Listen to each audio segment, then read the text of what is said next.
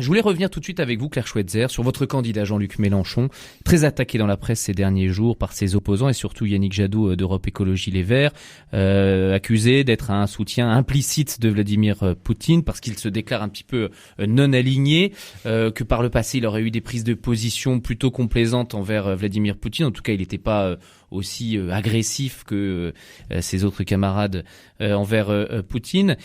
Pourtant, il a tout de même dénoncé l'attaque de la Russie sur l'Ukraine. Qu'est-ce qui se passe à gauche selon vous là ? Alors, Jean-Luc Mélenchon a suffisamment expliqué, lui, les alertes qu'il donnait sur la question ukrainienne et russe. C'est un des principaux... quand lui se déplace en Russie, il va voir un des principaux opposants à Vladimir Poutine. Il n'a pas à donner de justification là-dessus. L'analyse qu'il en fait en termes diplomatiques est que agresser Poutine, c'est pas la peine, parce qu'on voit bien quelle est la réaction, que la voie diplomatique est importante. Et ensuite, il y a effectivement la question qui sous-tend ça en termes géopolitiques, du non-alignement et de la sortie de l'OTAN. Qui est la position d'Europe Écologie Les Verts, la sortie de l'OTAN. On n'invente pas, c'est quelque chose qui est relativement partagé à gauche. Et pourquoi Europe Écologie Les Verts tape autant sur pourquoi la France Insoumise ? Alors il faut leur demander, parce que nous on se pose la question, parce que normalement on est plutôt aligné pour le coup en termes de stratégie, en termes de géopolitique, on a vraiment des choses en commun. Là, on voit peut-être, hélas, un candidat qui devrait faire un score plus qu'honorable, Yannick Jadot, et qui traîne entre 4,5, 6,5, qui flirte quand même avec la barre des 5% qui ferait qu'il ne serait pas remboursé.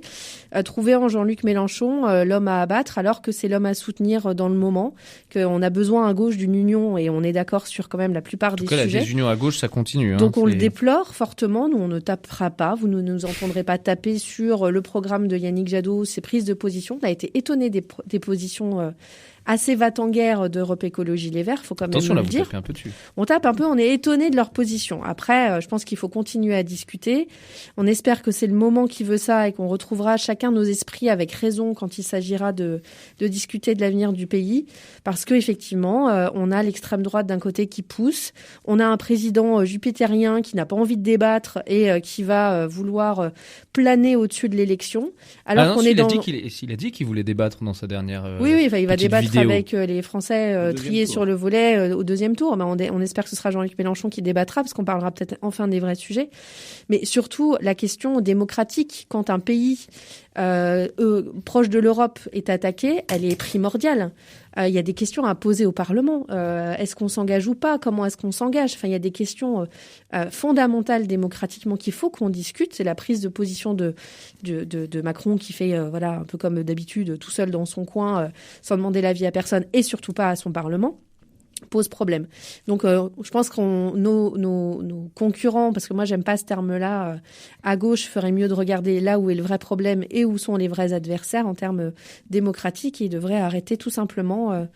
c'est un conseil d'amis d'arrêter de taper sur le candidat qui est potentiellement au second tour, et en tout cas celui qui est en tête de la gauche. Je voyais sur Internet, près de 80% des Français prévoient déjà la victoire d'Emmanuel Macron en raison justement de cette guerre en Ukraine.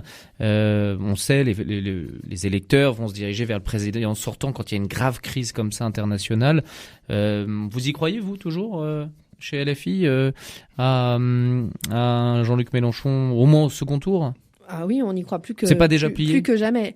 Non, c'est pas plié parce qu'on va débattre, on va occuper le terrain du débat démocratique, et on espère plus que tout d'être au second tour et de pouvoir mettre les vrais sujets. Et là, le président candidat Macron n'aura pas le choix que de faire face à son bilan qui est désastreux socialement, écologiquement et économiquement.